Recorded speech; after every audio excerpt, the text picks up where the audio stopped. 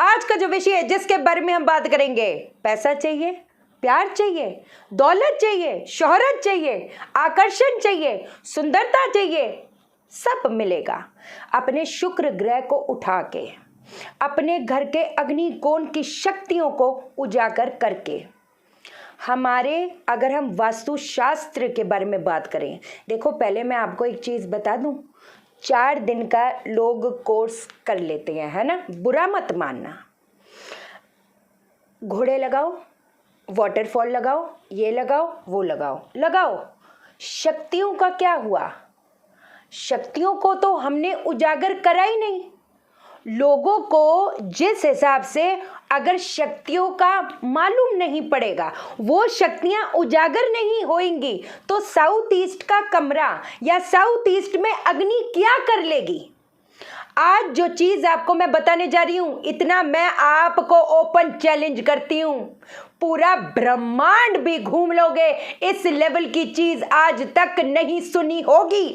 And I am very proud about it. 4 दिन का course हम लोग कर लेते हैं, है ना, घोड़े लगाओ, लाल बल्ब लगाओ, लगाओ, पर शक्तियों को हम उजागर अगर नहीं किए तो उसका जो एक रिजल्ट, उसका एक इफेक्ट एक इंसान, उसके मन, उसके मस्तिष्क, उसके चेतन, उसके अवचेतन में अगर वो शक्तियों का उजागर नहीं हुआ तो वो कैसे रिजल्ट देगा? सीधी सी बात है। अब अगर हम पत्री के बारे में बात करते हैं, अगर एक इंसान के पत्री में शुक्र ग्रह कमजोर है, शुक्र ग्रह कैसे कमजोर हो जाता है और अपनी क्वालिटी टोटल छोड़ देता है? अगर वो किसके साथ कंजंक्ट है? सूर्य के साथ, मंगल के साथ, राहु के साथ, बराबर। हेल्थ का धुआं निकालना, मैरिड लाइफ का धुआं निकालना, पैसों का धुआं निकालना, इसका काम ही यही है। अगर एक इंसान के शुक्र ग्रह में 5वां घर, 8वां घर, 12वां घर संबंध बना रहा है, या 6ठा घर, 8वां घर, 12वां घर संबंध बना रहा है, ये किसका कॉम्बिनेशन होता है? ये कॉम्बिनेशन होता है हिडन प्रॉब्लम का कॉम्बिनेशन। अगर उसके पत्री में शुक्र ग्रह में पहला घर, 6ठा घर, 10वां घर संबंध बना रहा है तो शादी होने में दिक्कत, शादी हो गई तो निभने में दिक्कत, followed by other planet also. अब सबसे पहली चीज, अगर हमारा कहते हैं ना 40% हमारी अगर पत्री है तो 35% हम अपने वास्तु को निगेट नहीं कर सकते।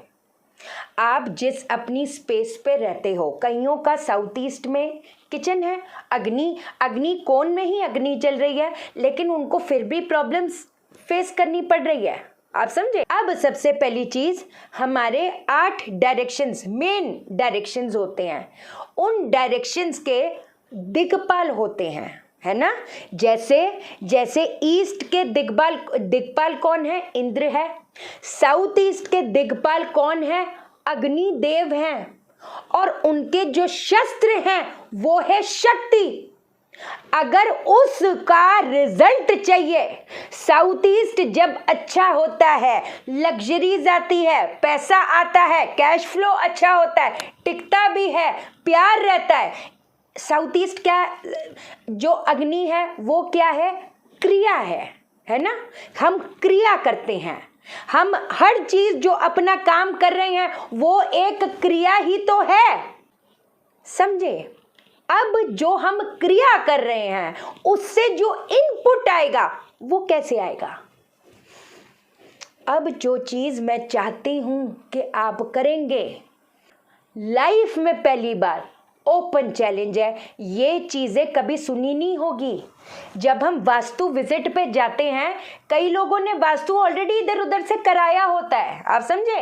हाँ, एंट्रेंस बहुत अच्छी है, एंट्रेंस बहुत अच्छी है भाई साहब। अगर एंट्रेंस इतनी अच्छी थी तो कहीं ना कहीं बीमारियां जा नहीं रही हैं, पैसा आ नहीं रहा, पैसा फंस गया है, दुनिया भर के मसले हैं, तो इतनी अच्छी एंट्रेंस जब है, हम क्या करते हैं? लेकिन एक और चीज है, हम क्या करते हैं, जैसे कहीं पर वास्तु कराया है ना, अरे आपका ये खराब है, ये खराब है, ये खराब है, नहीं। आरिका मैम और मैं हम क्या करते हैं, जो ऑलरेडी इतना ज्यादा अच्छा है उसको क्यों नजरअंदाज कर रहे हो? उसको और उजागर करो। आप जो चीजें सोच नहीं सकते, वास्तु सिर्फ 4 दिन का डायरेक्शन, घोड़े हाथी ये वो नहीं है। वास्तु तो शास्त्र है, शास्त्र में बहुत चीजें हैं भाई साहब। अब अपने साउथ ईस्ट को उजागर करने के लिए अब जो चीज मैं चाहती हूं कि आप करोगे, आपने एक हवन करना है। वहाँ के अग्नि देव की जो शक्ति है उनको उजागर करना है। अपने कुंडली के कहते हैं ना शुक्र को उजागर करना है। तो जो एक हवन बताने जा रही हूँ इसका मुकाबला कोई है नहीं। अब जो चीज़ मैं चाहती हूँ क्या करोगे, आपने एक हवन करना है। हवन में आपकी क्या क्या तैयारी होनी चाहिए, साउथ ईस्ट में बैठकर करोगे। साउथ ईस्ट कोई तो हिस्सा होगा साउथ ईस्ट का, वहां पर बैठकर करो, कोई बात नहीं। बाथरूम अगर उधर बाथरूम है तो कोई तो एक छोटा सा एरिया होगा ना जो बाथरूम के बाहर आता है। किचन है, एंट्रेंस है, एंट्रेंस पे करो कोई बात नहीं, या ब्रह्म स्थान पे बैठ के कर लो कोई बात नहीं। वहीं से तो एनर्जीज आ रही है, वहीं से तो ऊर्जा आ रही है। अगर तो साउथ ईस्ट की एंट्रेंस है, एकलता देता है फिर बताऊंगी, फाइनेंशियल लॉसेस देता है फिर बताऊंगी, एक्सीडेंट देता है फिर बताऊंगी। अगर आपका साउथ ईस्ट बड़ा हुआ है, जो औरतें बड़ी परेशान है कि मेरा जो हस्बैंड है, बुरा मत मानना, मुंह मारता है बाहर, हर जगह मुंह मारता है, बुरा मत मानना, फैक्ट है, आज की डेट में देख लो ना। और जब एक औरत के लिए क्या बीतेगी जब वो सामने मुंह पे बोलता है हाँ ये घर पे लड़के आएंगे, जो उखाड़ने उखाड़ ले, कमाल है। आपके कानों से ना धुएं निकल जाएंगे। जब कुछ चीजें आपसे डिस्कस कर ली, बट मेरे को अभी वो चीजों में पढ़ना नहीं है। मैं चाहती हूँ असली चीजों पे आओ। इलाज मेरे पास बहुत है, इलाजों की कमी नहीं है। वास्तु शास्त्र के बारे में अगर बात कर रहे हो तो शास्त्र में ऐसी ऐसी चीजें होश उड़ जाएंगे आप लोगों के। सिर्फ चलो खैर अब बताती कि वाकई में ऐसी ऐसी चीजें कौन बताएगा। अब आपने क्या करना है, अब सबसे पहली चीज है गाय को अपना देसी कपूर घी डालकर आपने अग्नि जला लेनी है। अब आपने आपके साथ पास में क्या क्या चीजें होनी चाहिए, थोड़ी सी आपने खीर बनानी है, पतली सी बनाना, एक एक बूंद खीर की डालेंगे, कोई ऐसी दिक्कत वाली बात नहीं। चावल से, चीनी से, दूध से कोई बात नहीं। मखाने अगर थोड़े से डाल सके मखाने डाल लो, नहीं डाल सकता कोई बात नहीं, कोई दिक्कत वाली बात नहीं। थोड़ा सा आपके पास घी होना चाहिए। अब जब भी कोई हम लोग हवन शुरू करते हैं, आपको पता है गणपति जी का हमको पहले आवाहन करना होता है। ओम गंग गणपते नमः स्वाहा, एक बूंद घी की। ओम गंग गणपते नमः स्वाहा दूसरी, पाँच आहुति दे दो, कोई ऐसी दिक्कत वाली बात नहीं। आंखों में कुछ चला गया मेरे, है कि नहीं। अब आपने क्या करना है, अब आपने थोड़ा सा तांबे के लोटे में जल थोड़ा ज़मीन पे डाल देना। अब हम वो कहते हैं ना अग्नि की जो शक्ति है, उनके जो शस्त्र हैं, उनको जो उजागर करना है, अब हम उनको उजागर करेंगे। कैसे करेंगे, थोड़ा अब एक एक बूंद आपने पहली जो अब बताने जा रही हूँ 3 बार आहुति देनी है। किस चीज से दोगे, घी से दोगे, क्या बोल कर दोगे वो बताती हूँ। ओम अग्ने स्वाहा इदम अग्ने इदनन मम, समझे, 3 बार ये मंत्र मैं लिख दूंगी, कोई ऐसी दिक्कत वाली बात नहीं। स्वा ओम अग्ने स्वाहा, स्वाहा पे घी, इदम अग्ने इदनन मम वो बोलना है, उसमें स्वाहा नहीं करना। इसके बाद जब ये 3 बार आहुतियां हो जाए, उसके बाद आपने खीर से आहुतियां देनी है। क्या बोलकर दोगे, ओम अग्ने स्वाहा, आहुति दी 11 बार, ओम अग्ने स्वाहा, ओम अग्ने स्वाहा, पहला मंत्र ये। दूसरा मंत्र ओम राम अग्ने स्वाहा, ओम राम अग्ने स्वाहा, एक एक बूंद खीर से। अगली आहुति किसकी दोगे, ओम अंतरिक्षाय स्वाहा, ओम अंतरिक्षाय स्वाहा। लोग बोलते हैं असुर शक्तियां, असुर शक्तियों को भी आपको पूजना पड़ता है भाई साहब, नहीं तो वो आपको अटैक करेंगे।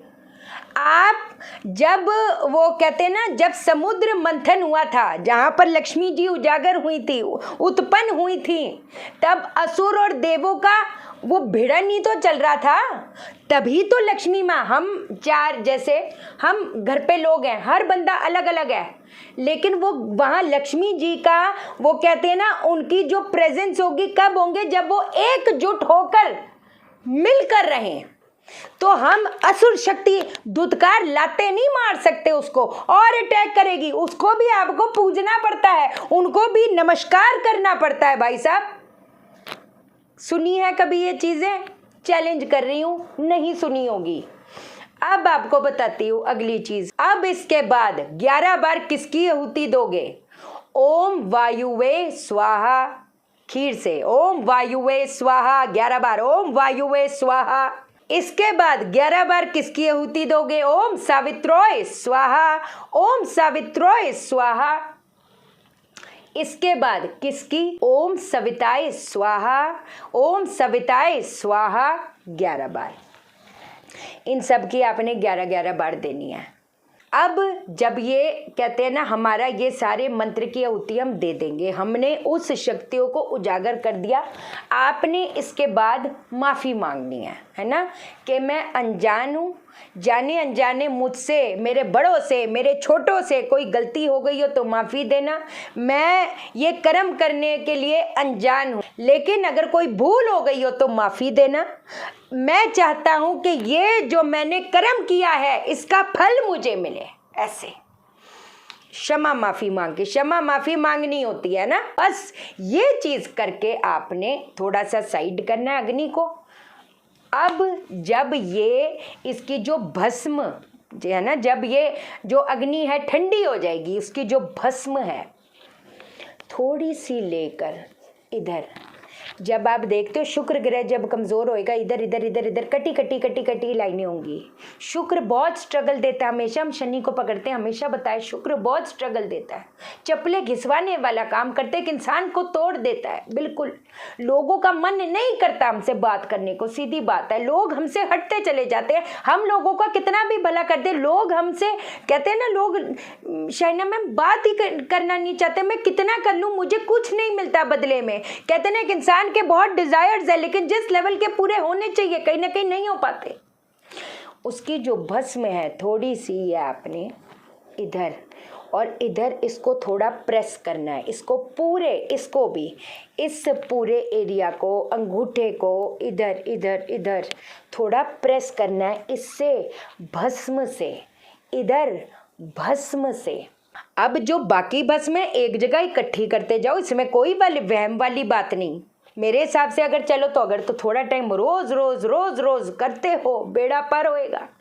सोचो हमको तो ये चीज़ आप बताओ, क्या कभी आपने ये चीज़ें सुनी है? हमें तो पता ही नहीं कि ये भी होता है, लेकिन ऐसी आपको बहुत चीज़ें अब मालूम पड़ेंगी। वास्तुशास्त्र बहुत गहरी चीज़ है, आप समझे मेरी बात को। चलो भाई आज के लिए इतना ही। एस्ट्रो वास्तु प्रोफेशनल कोर्स की रजिस्ट्रेशन ऑन है, आप सीखो, अपना करो, औरों का करो। असली जो नॉलेज है बड़ी कम है, वो घूम फिर कर बात यही आएगी, हाँ हाँ नॉर्थ ईस्ट ये है वो है, साउथ वेस्ट में ये नहीं वो नहीं, है ना।